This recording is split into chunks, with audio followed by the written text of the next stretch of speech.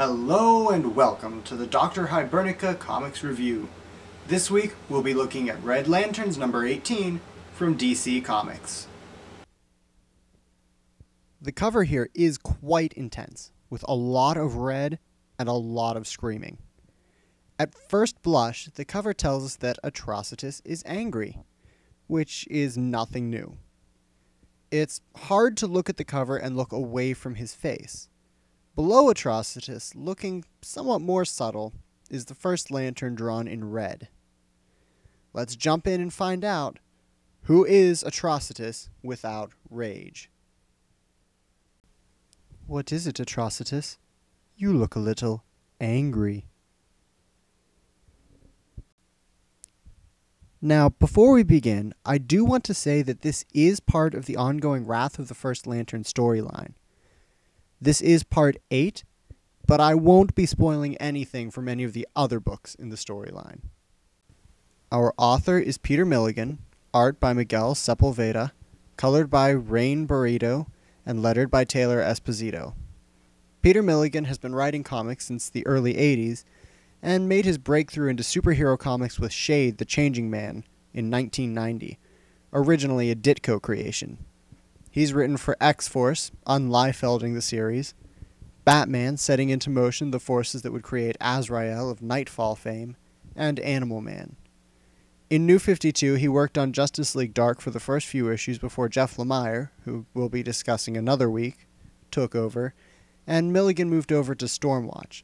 He's been writing Red Lanterns since issue 1. Let's take a step out of the story for a minute and talk about the Lantern Corps, just to get some context for what's going on here.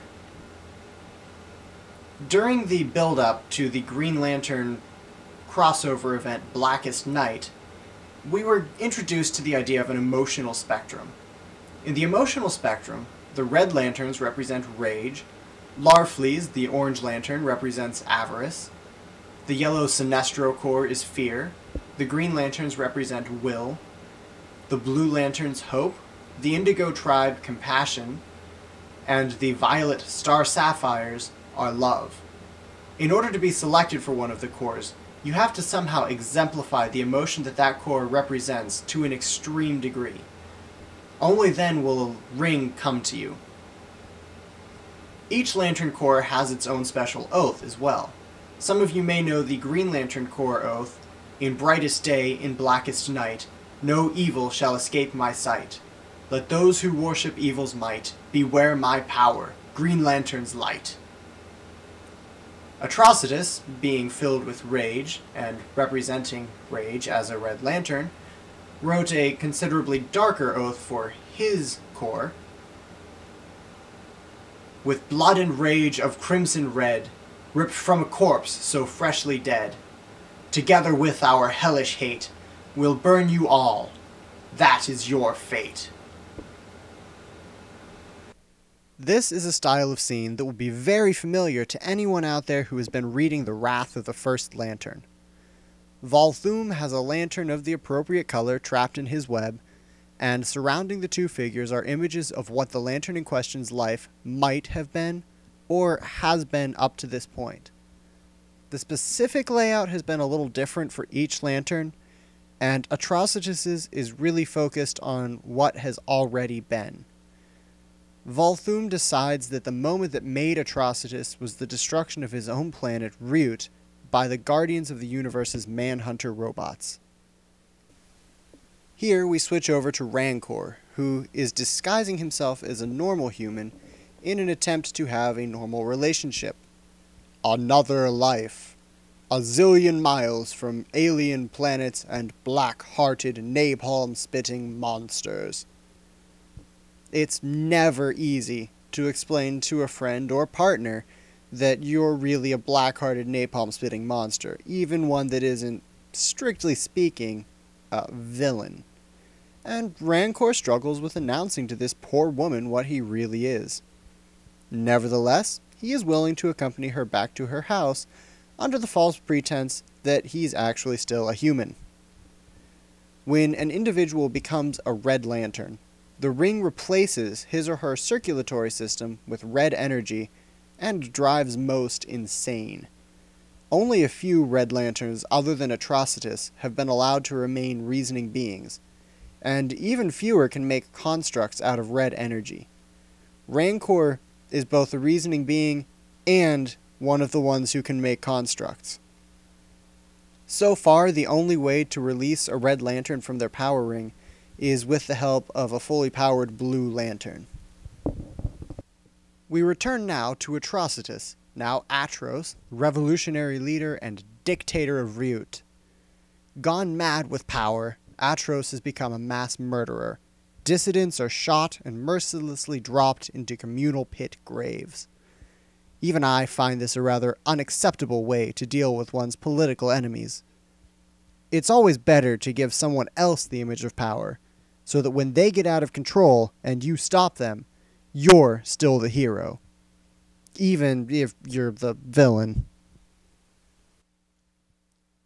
At the point of this alternate timeline where Atros kills his wife, it's clear that Atrocitus does not approve of this behavior any more than a more traditional protagonist would, which I believe is the point. Me? Kill my wife? Become a dictator? Impossible. Ridiculous. What's wrong, Red Lantern? Aren't you enjoying our game? While all this is going on, we cut back to Rancor, forced to reveal his true form before he was quite ready to, by the appearance of Bleez, who, for some reason, knows where Rancor is, who he's with, and that they are going back to her house. Kim, predictably, runs the hell away from the pair of Red Lanterns. Why are normal people always so afraid of the heroes, anti-heroes, villains? It doesn't matter. When will we all learn that a person's a person, no matter how bloodthirsty and vicious they may be? It's not easy for a Red Lantern to find love. Of course, if they do, it may well corrupt the ring in their battery, so that might work in their favor. As these stories must always go, Atros pays for his crimes.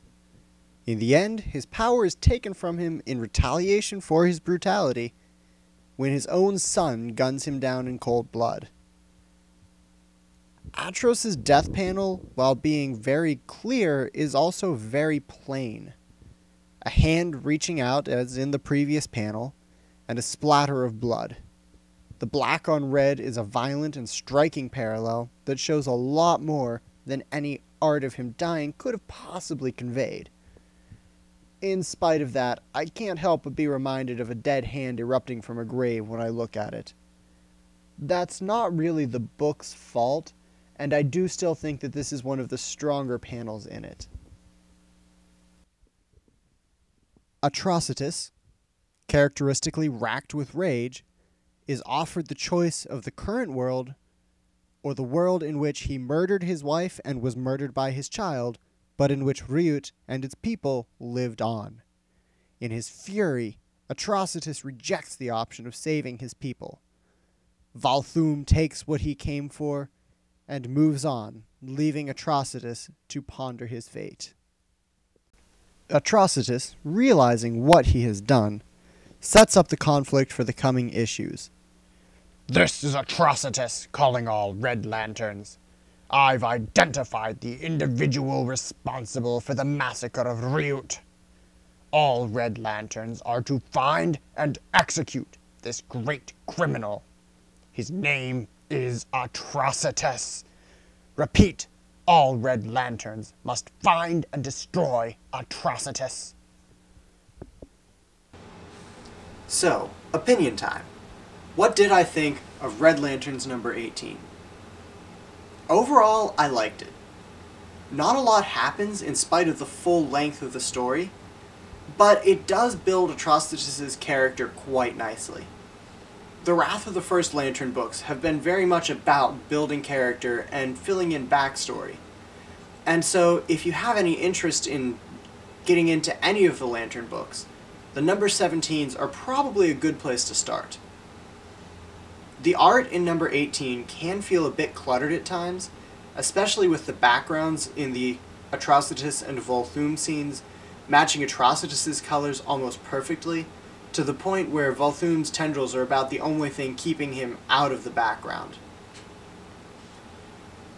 Other than that, the art does work pretty well for me. Peter Milligan's writing is excellent, and he does a great job of making Atrocitus feel more relatable without hurting the anger that makes him Atrocitus. Overall, it's not an amazing book, but it is good, especially if you have an interest in the Red Lanterns. If you don't have an interest in the Red Lanterns, there's really nothing here for you. There are some events that happen in the book that I didn't talk about that will be playing into the Wrath of the First Lantern event as it moves on. So if you're reading Green Lantern Corps, or Green Lantern New Guardians, it might be worth picking up the others, including Red Lanterns, for the duration. This is Dr. Hibernica, signing off.